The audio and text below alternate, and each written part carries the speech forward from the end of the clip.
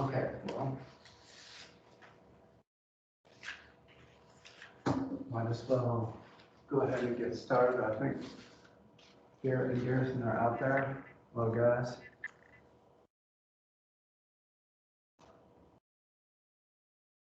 Please assistant in the meeting. Okay, so we need to continue with our lecturing. We're going to pick up on, right, so the last lecture was about chordates, non-vertebrate chordates, starting to get into the vertebrates, what makes them special, what are those key adaptations they have that make them able to be big and active. I think that's really important stuff, really understanding, especially if you guys are interested in veterinary medicine, understanding that basic fundamental physiology, anatomy, and you know, starting to think about how those things that make vertebrates unique, what are the actual significance of them. I don't want to just memorize a bunch of structures and but to really start to think about, you know, how does it fit into the big picture. Today's lecture, we're going to we're just basically starting in on the vertebrates, and we're going to march up the phylogenetic tree. We're going to start at the base of the vertebrate tree. So we have all the non-vertebrate chordates would be the sea squirts and the lancelets. And then from here up, we're going to fill out this big, huge tree. First one here being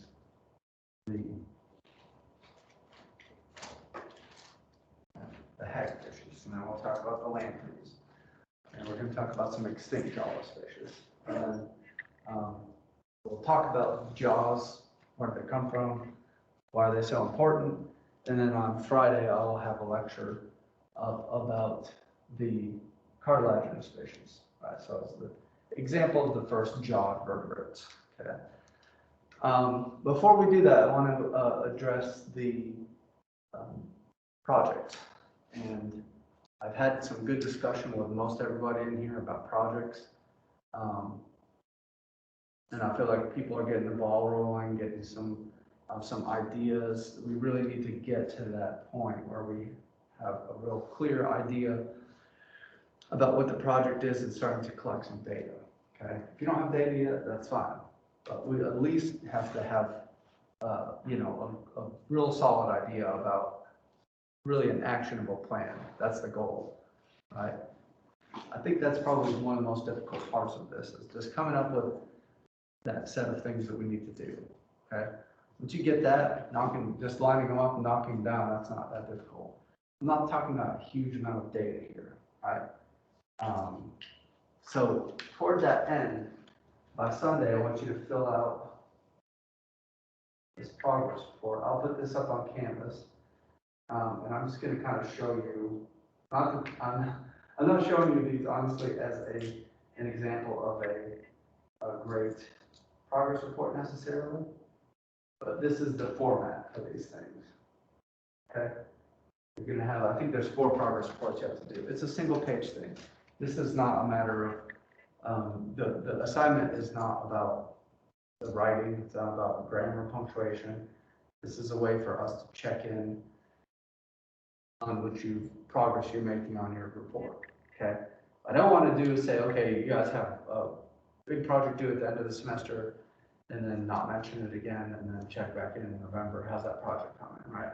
This is a way for us to, to keep the ball moving. So the way that, and honestly, this is how I have to do my job. Every year I have this real similar type of reporting, where I'm going to talk about progress on goals that I set last year, right? So obviously this is your first progress report, so you're not going to have any goals from your last progress report. So these first 2 you don't really need to address because this is your very first progress report, okay? But progress reports 2, 3, and 4, what you're going to do is say, okay, what did I say I was going to do last time? What did I actually do, right?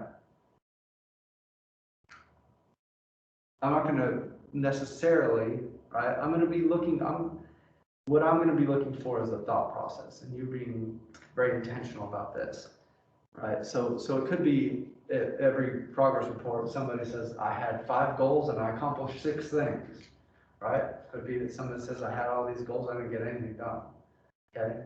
But it's important that we have that. Again, it's a check-in. We say, okay, this is the come to Jesus moment, potentially, right? And if there's a large discrepancy between your progress and your goals, then this is a little area here to talk about, okay, what are the difficulties? Why am I not meeting my goals?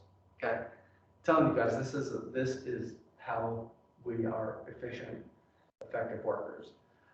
We set goals, we reflect on the progress we made towards the goals, and then we be reflective on why am I not meeting my goals? Okay, because then what I can do is I can look on here and say, I can provide my input. Okay, so that we can get better at meeting our goals. And then what are we going to do for next time? We're going to set our goals. What are our goals for in between now and the next progress report? We are going to anticipate difficulties in meeting those goals. Okay, and then I'm going to provide some feedback. Real simple. It's a very simple process, but it's a very powerful process. Okay. This is get in top of things in online classes and starting research about my topic once I figure out what. So what's not to pick on this person, but how useful are these goals here? How actionable are those goals? how are we gonna know if this person met their goals? What's the problem with the goal?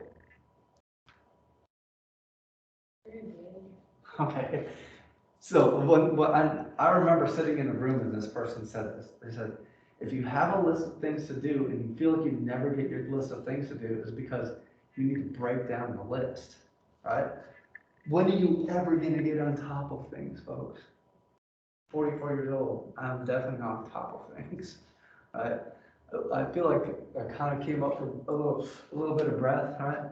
You're never gonna get on top of things. Way too big. Starting my research of it.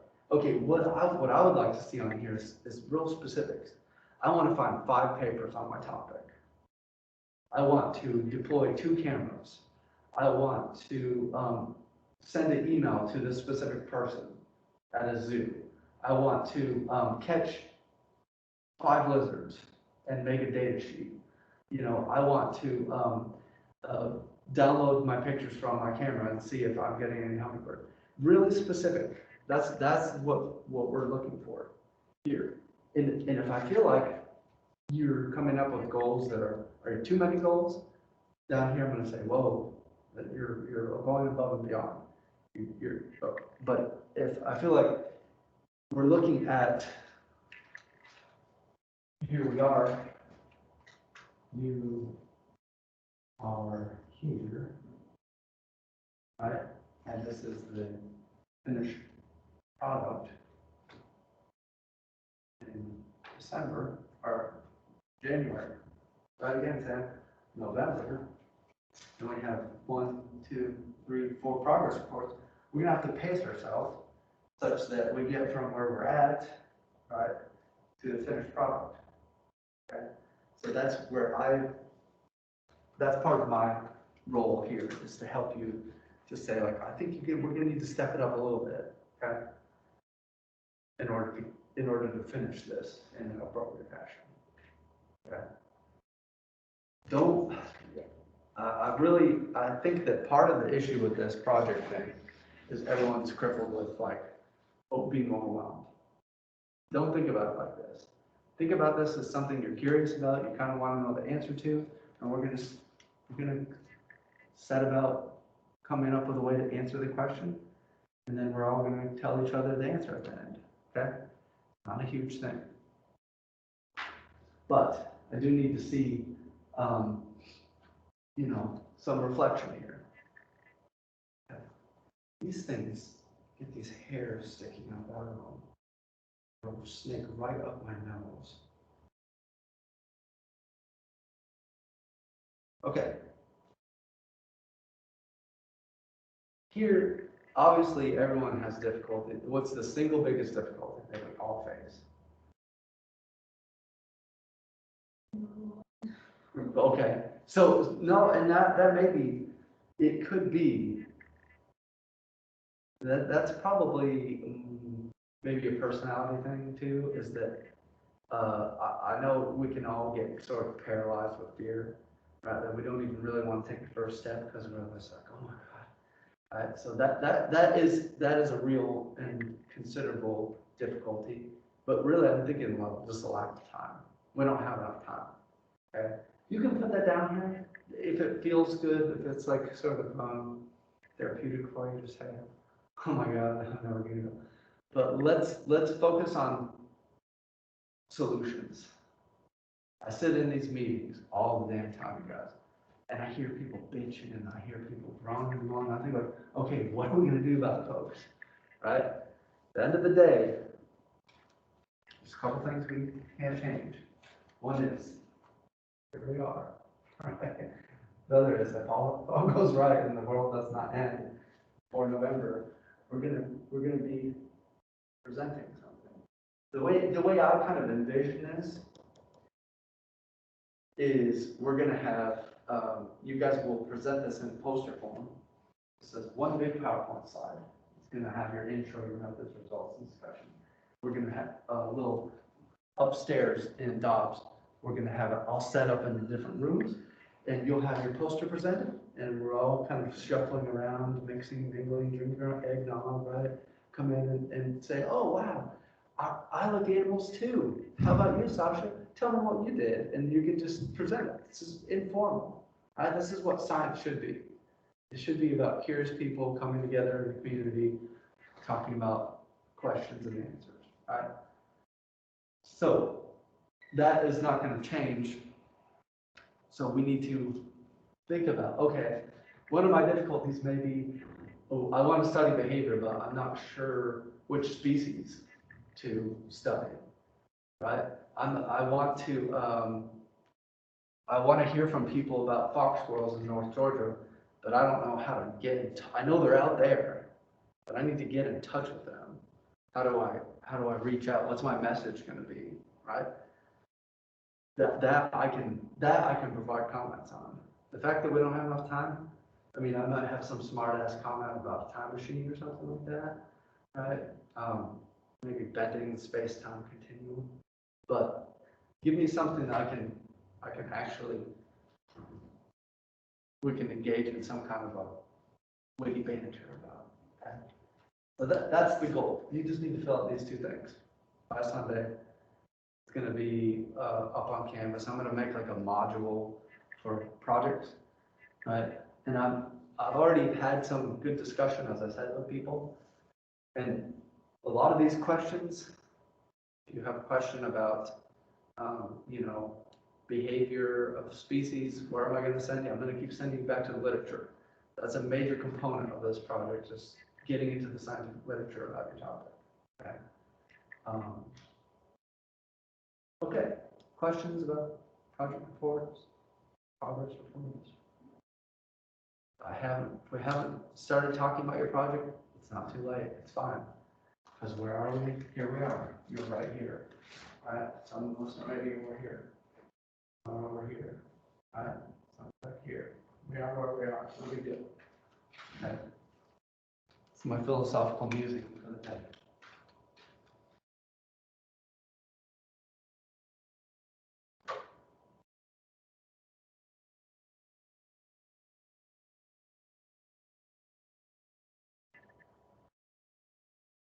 Okay. Put this slide out here. Yeah, it was a cool guy. We got off into a funeral here this morning.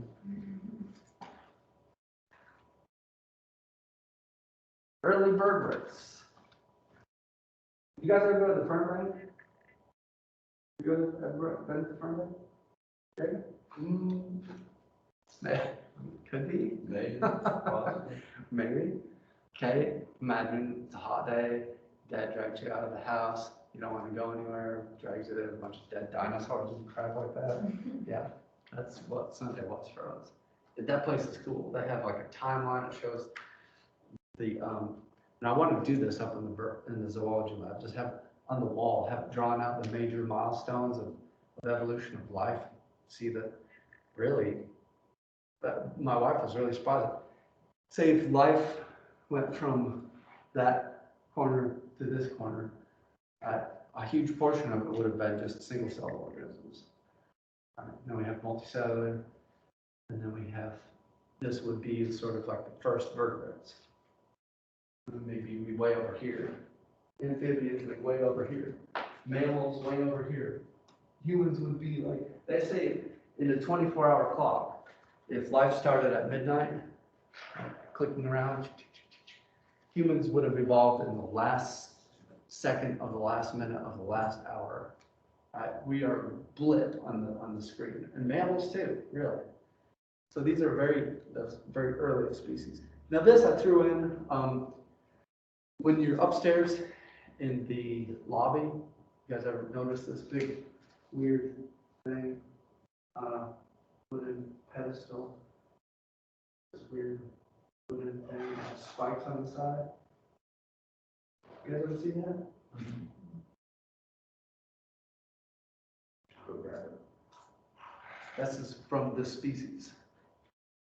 Right? It's a type of cartilaginous fish. I think they're called Atlantic sawfish. And I'm not clear actually what the function of those teeth-like structures is. Not for eating, obviously, either on the outside of their body. But we see, what does that look like to you? What kind of, what would be sort of related to? Yeah, some type of shark. Shark skates and rays the elasmobranchs, and we see, right, this is where they, if we go back and look at all the records for this species, from 1780 to 2003, so for almost 200 plus years, we see the species was found all the way up Delaware, along the Atlantic, lots around Florida.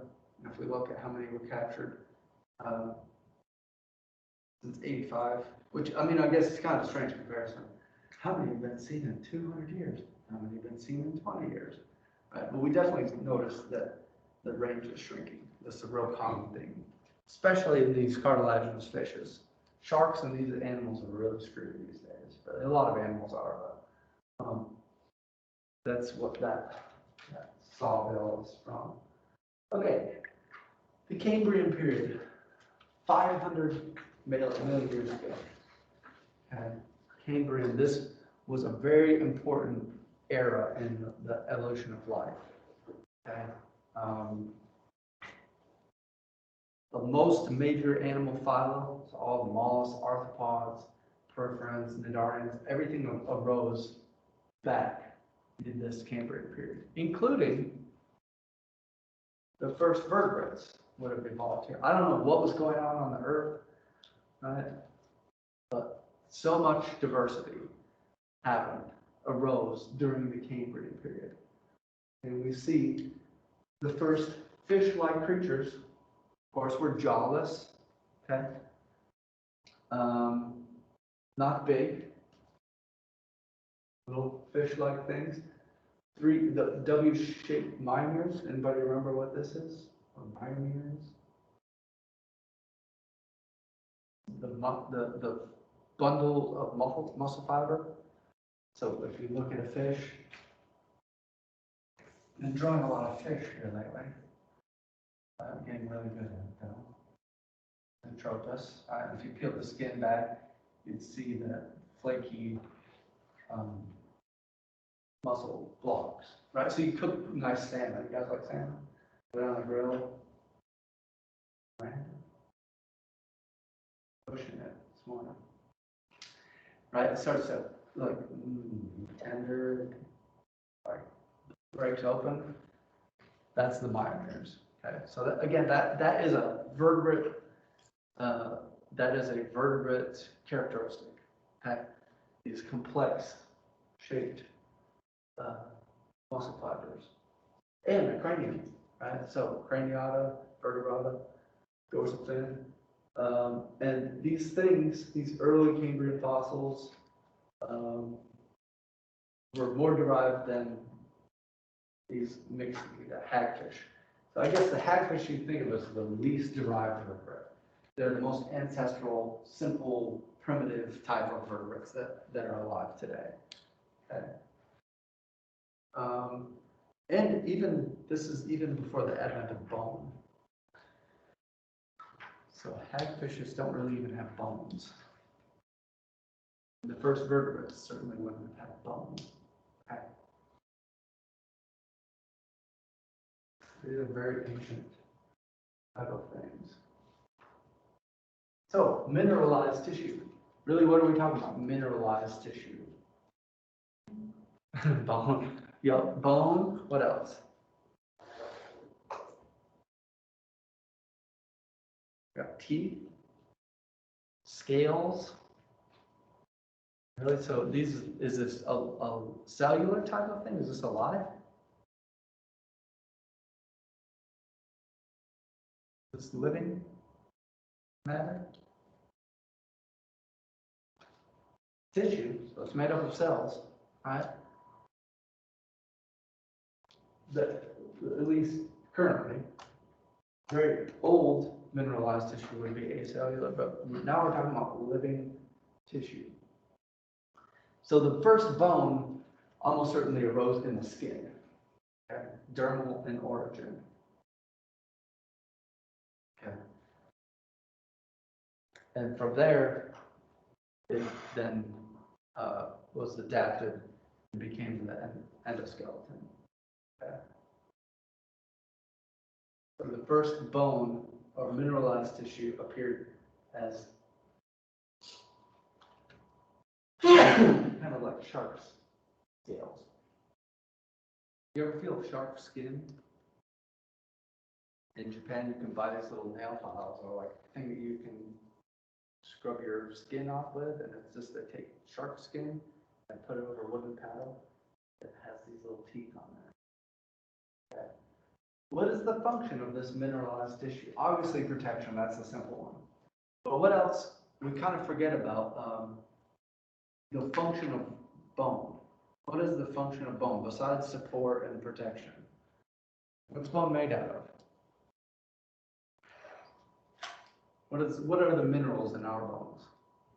Calcium, that's right, calcium carbonate. It is there for support, it's there for our skeletal system, our muscles to work on, but it's also a very important source of mineral storage, okay? So it's basically, the minerals in your bones are not locked up there. They can be, your body can sequester that mineral and then use it for something else. It's like a little piggy bank for minerals. Okay? For example, when a woman is pregnant, how does she get the calcium to build a little baby inside of her? I mean, partly from her diet, but a lot of times it's drawn from her own bone tissue. You know, why do women get osteoporosis more than men? So this mineralized tissue is another really important adaptation that vertebrates have. Okay? So the first group, really the first group of vertebrates that we're going to talk about, and this is the clade, the name of the clade, Myxidine.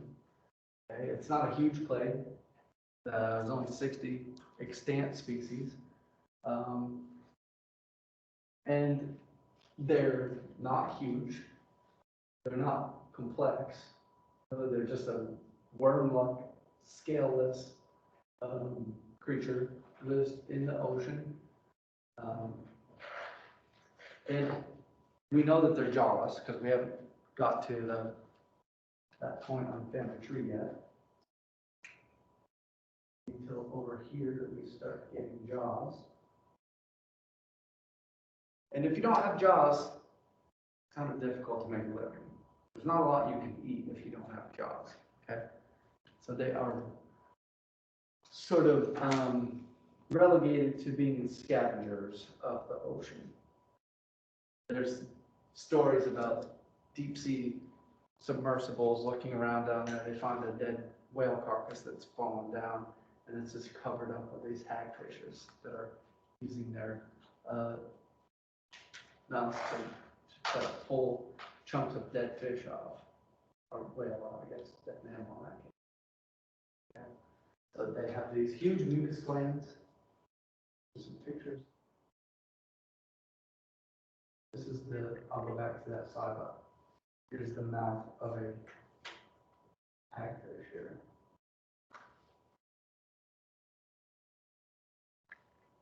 Okay, semicircular canal.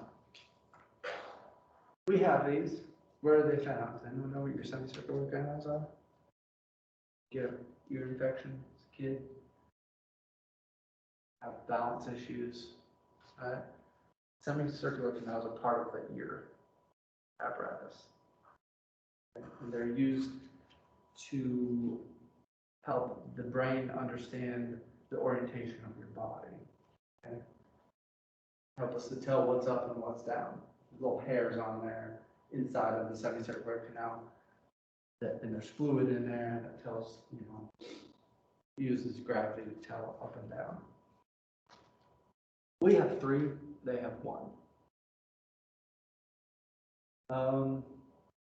Most hagfishes have no lateral line system. There's little tentacles around the mouth.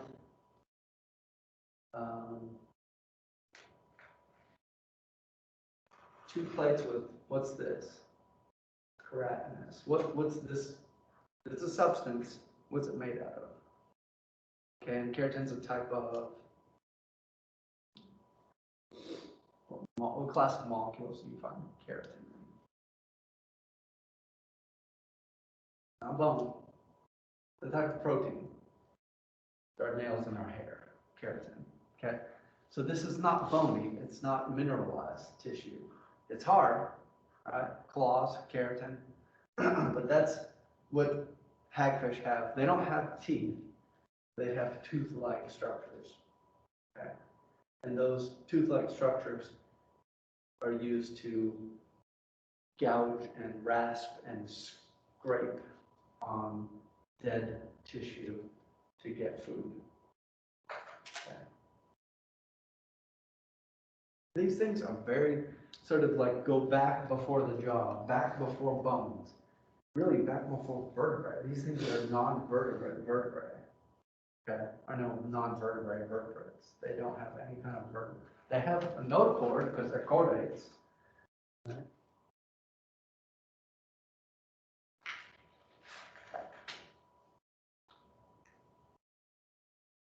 They breathe through gills, of course.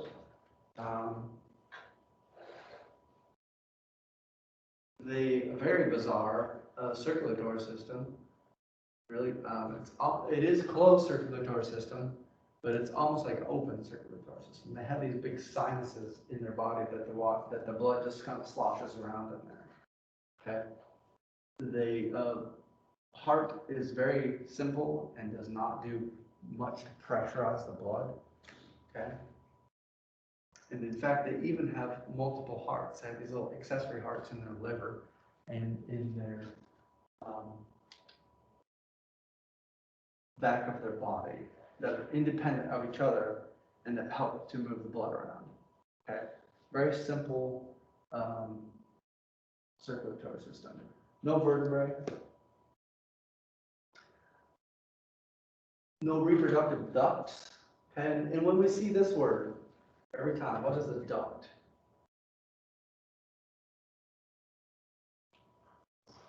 Same kind of meaning like heating and air and all of that and plumbing. It's a duct inside of your body. So it's a tube that connects to things. So the reproductive duct would be, say, like the epididymis or something, would connect the area that produces the gamete with where the gamete leaves the body. So here there is no oviduct, right? There's nothing that connects the ovary with the cloaca. How do you get the ovary outside of the body in something like a shark? It goes in a duct, through the oviduct, out to the outside of the body. Here in the hagfishes, the gametes are produced inside of the body cavity, and somehow they just migrate to and leave through the cloaca. Right? Not a very efficient type of system, but it works enough, right, that 60 species of these things exist. So we see this very primitive design. And really, what I think it's kind of marked by the lack of a lot of stuff. Lack of jaws, lack of,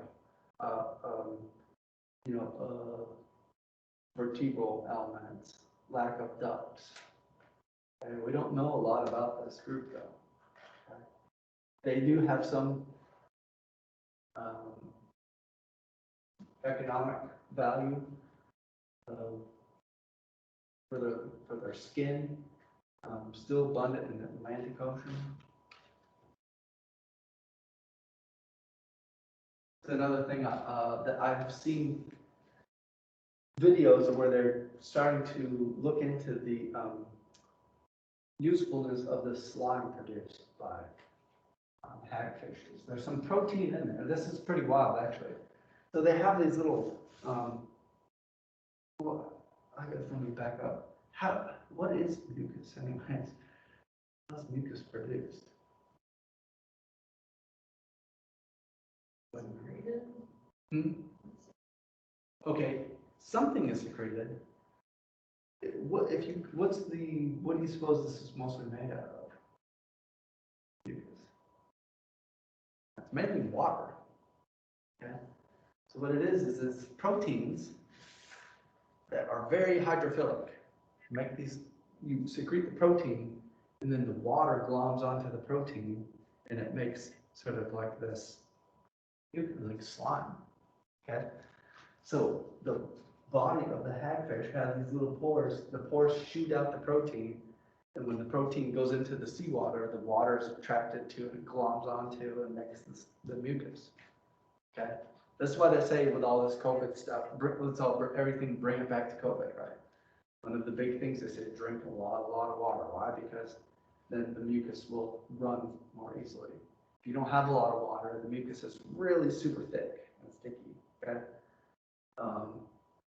So these are the hagfish. Very weird, very strange organisms here. And I've seen videos of fish, a shark grabs onto the hagfish and it just explodes this mucus out, and the mucus gets all in their gills and in their mouth and probably can choke out the shark, and they can't breathe. Right? So that's the mixity, or the hagfishes. Next group here is, you can use either word. These are both names of the group of the clade that includes the lampreys. Okay, still jawless fish. Well, jawless vertebrates. They're not really fish. People call them fish because they live in the water, but they're not fishes. These are very different type of organisms. Again, is this high or low number? Pretty low, right? We maybe have 50 species of, 50 is nothing, right? That's a very low number of species. And again, relatively small, some similarities with the hagfishes here.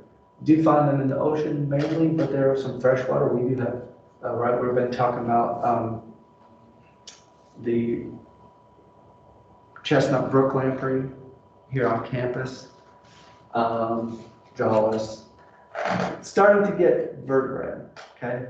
Inconspicuous, but definitely bony vertebral elements. Okay, how do they make their living? Again, you either don't feed as an adult or you're a parasite, okay? And that's about all you can accomplish when you don't have any jobs.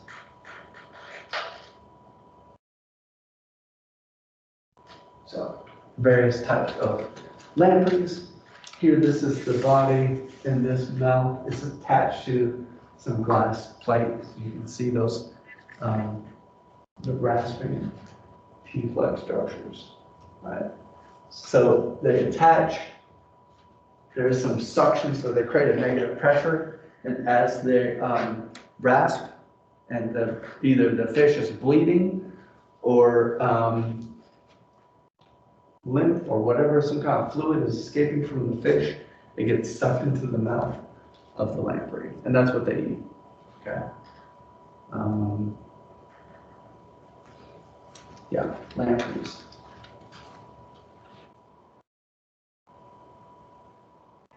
Can you think of a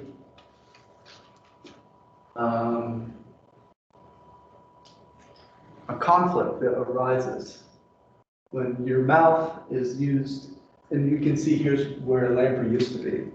So it's kind of like a cookie cutter, rasp out a little chunk of the flesh. If you're attached onto a fish like this, it's good for eating, but it's bad for what? If your mouth is entirely taken up in feeding, what else comes through the mouth usually of a fish? Besides food would be water for breathing, right? So this develops this sort of conflict between breathing and feeding. And so basically the water And now normally water comes in through the mouth over the gills. And as the water flows, the gills are extracting the oxygen from that water, right?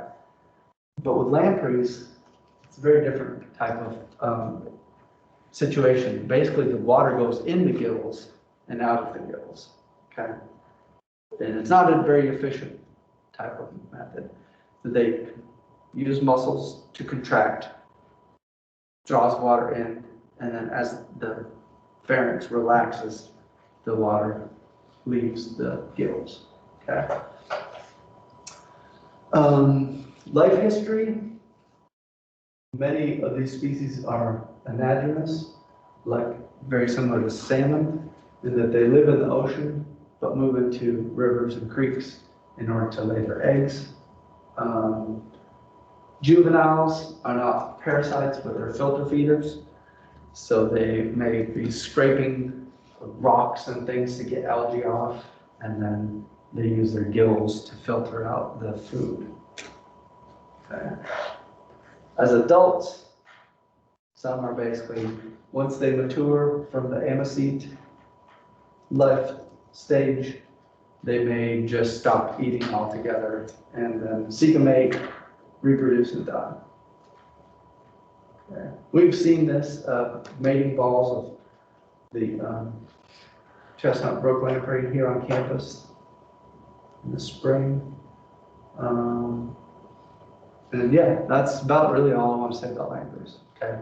Again, very primitive, less primitive than the hagfishes.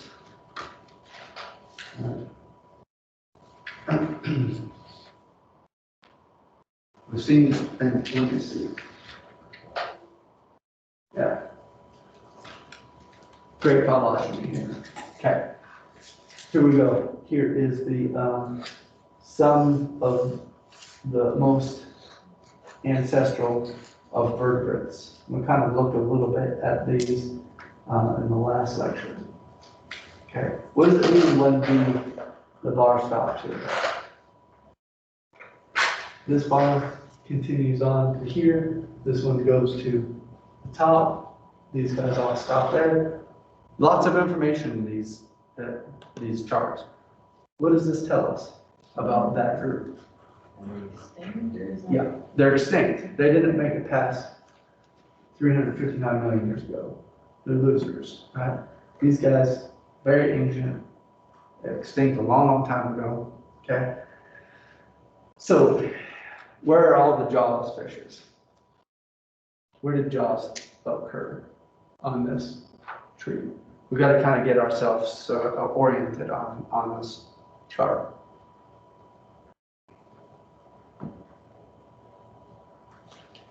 Certainly not here. Here's the two groups we just talked about. Myxiformes, this is the hagfishes, Petromyzontiformes, this is the lampreys. So they do not have, I told you they don't have jaws. Right? What about these guys? They have jaws?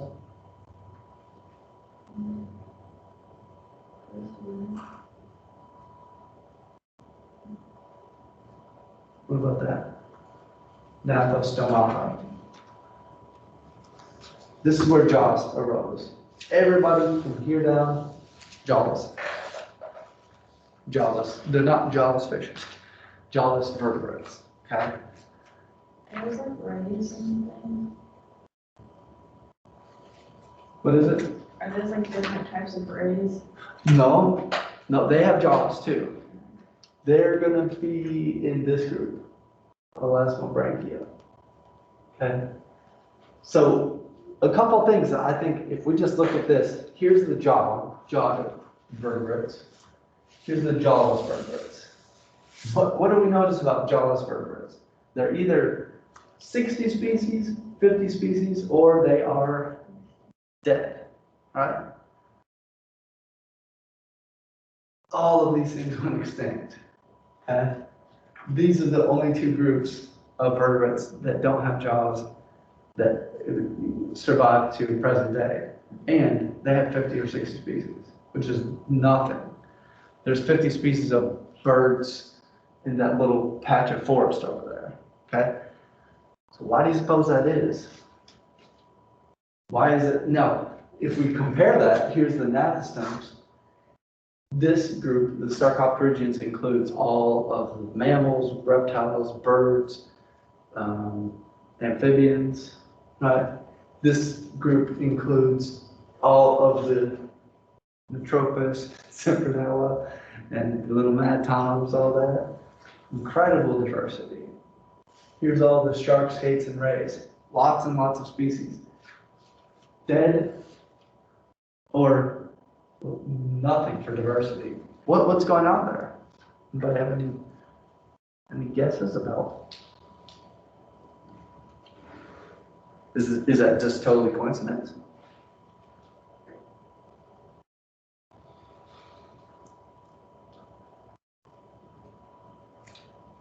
And then our early evolved.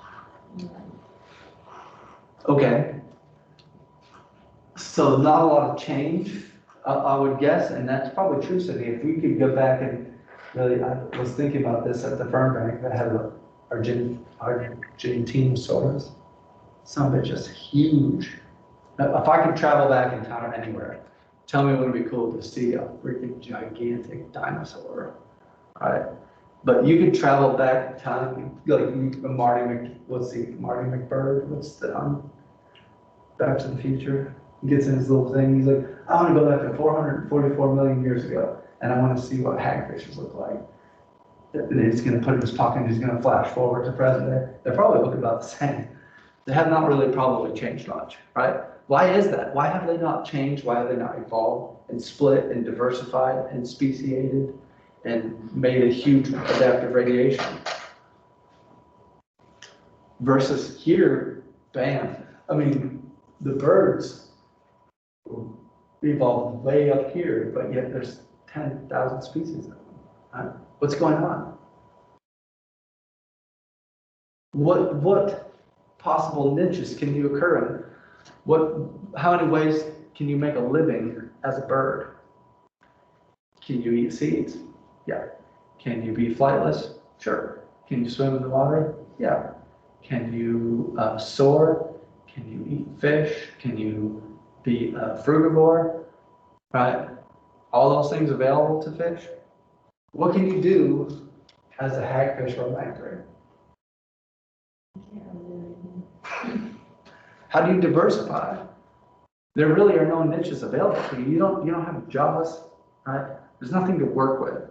There's no sort of raw material upon which to try different ways of obtaining energy.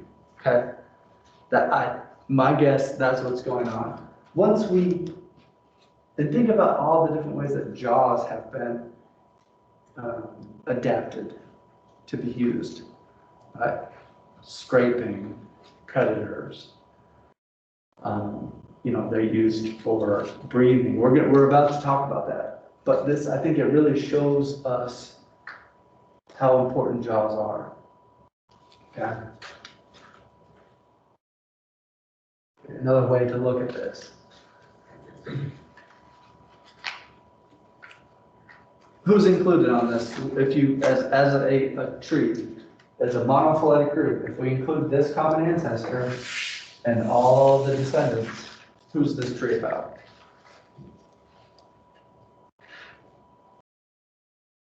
Is this the tree of fish? Is this the tree of